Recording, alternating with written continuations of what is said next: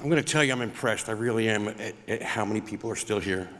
So good. I'll tell you, my boss, Dave Fields, is in Reston, Virginia, and I'm down in Tampa, Florida. And it's a kind of a joke I tell him all the time, is that when people come down to Tampa in the middle of the summer to see us, I know that they want to do business because it's hot, it's humid. When they come down in January or February, it's for the weather. They're just trying to escape the weather somewhere, maybe from here in Luxembourg to Tampa. So you guys hanging out here, I know you want to do business. You stayed here till the bitter end, and I appreciate it.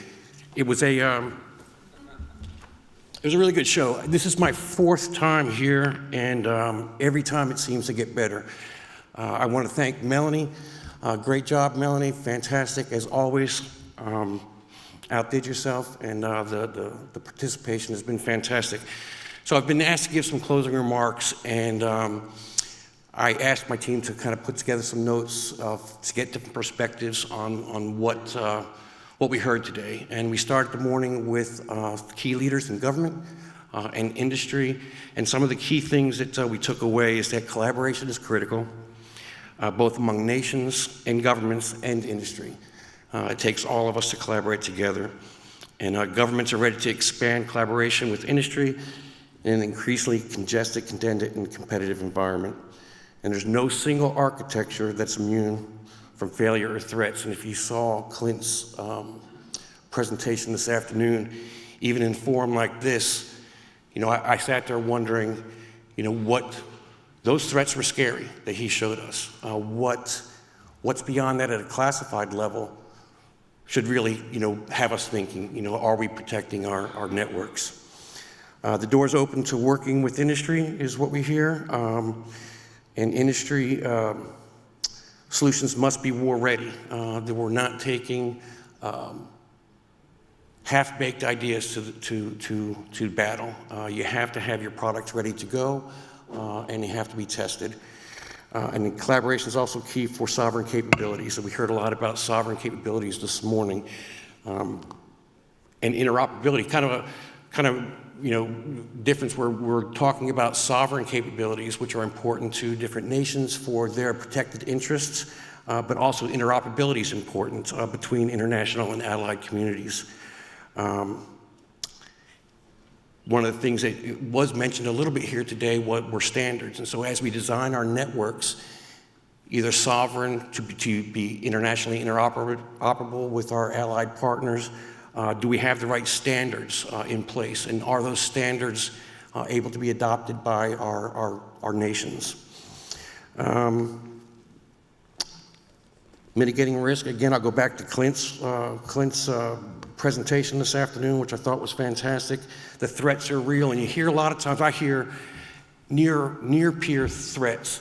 I'm going to tell you, when you look at stuff like that, you have to think, peer-to-peer threats. These are real threats, intelligent adversaries, and we're not as far ahead of them as we probably think.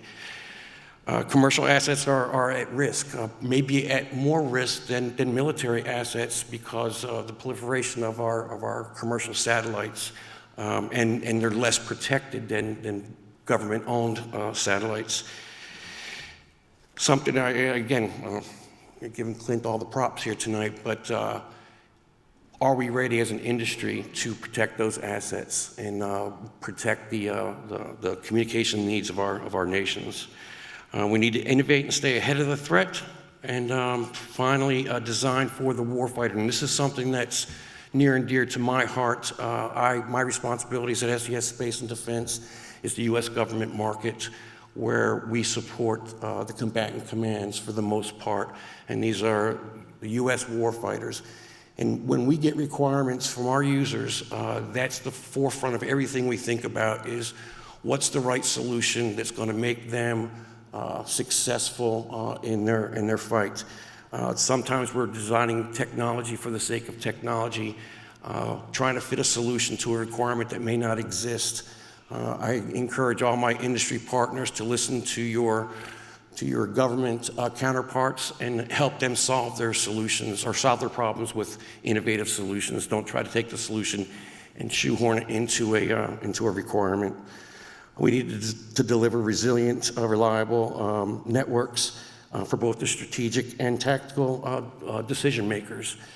And education is key, putting technology in the hands of our warfighters. They need to know how to operate it and how to combat problems when they arise. So look, I promised a lot of my friends that I'd be quick and easy. I know I'm the last thing between you and the bar and dinner, so great day. I appreciate you still being here. Melanie, fantastic job. Thanks, everyone.